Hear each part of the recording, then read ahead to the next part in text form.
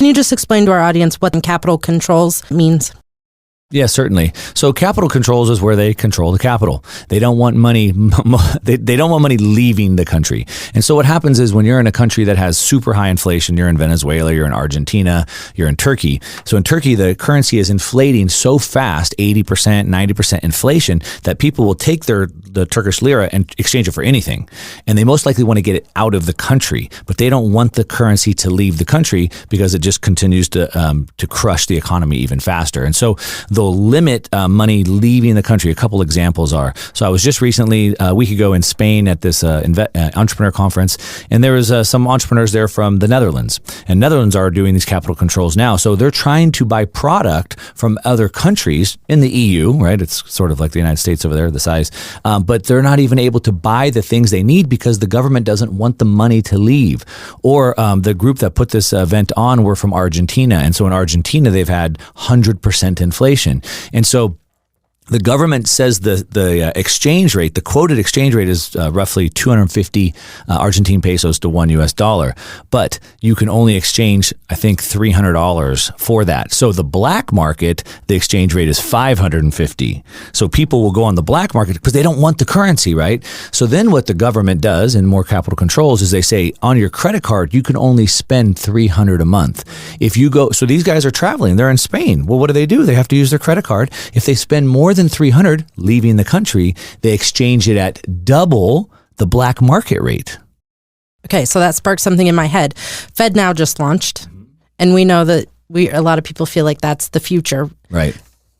Is that a capital control? Capital control, and is that a real potential? Do you see happening in the United States? Yeah, so, just going back to the same Mark Twain line, history doesn't repeat, it rhymes, but it does repeat. And so there's a 250-year cycle for an empire or a democracy, and so they always follow the same path. And the last path is always capital controls. And so, yes, I do see that. Is this FedNow the gateway? Most likely. Part of what FedNow does is it allows money to move between banks 24/7 now because banks are only open bankers' hours, right? So Monday through Friday, 8 to 5.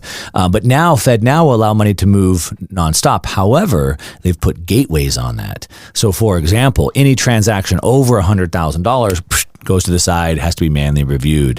And so it allows them to stop a transaction whenever they want. So I don't think FedNow is as scary today as most people want to make it seem, but it's this slippery start. I was going to say it's like a gateway drug. It's the gateway, right? I have one last question from the old history.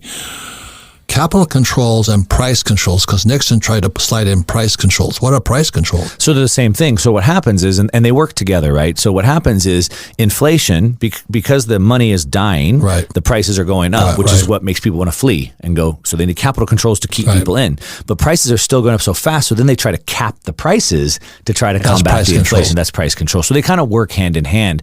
But the problem is that if they don't do that, then it leads to what we call a speculative attack against the currency. So what happens is, like in Turkey, for example, the inflation is running so high, or let's just use the United States as an example. At the end of 2021 and 22, you could get a 30-year loan for 2.5%, 3%. Right. But inflation was 8 or 9%. So what would you do? Well, you would go borrow the currency to get a 3% That's loan. what I was doing. Yeah. Right, of course. And anyone would do that. And that's called a speculative attack. So now I'm borrowing cheap and I'm investing it. But that only continues to unravel even faster. So then they say, well, we can't do that. So now we're not going to give loans for these certain things. We're not going to give loans for these certain sectors. And they start trying to like whack-a-mole, right? Start trying to clamp down on different parts of the economy. But of course, us as investors, we're nimble. So we're like, okay, well, then we'll go over here, shut that down. And so those two work together. Control the flow of capital in and out of the country, in and out of assets, debt specifically, and also cap the prices so they can try to pretend like inflation is staying down at the same time.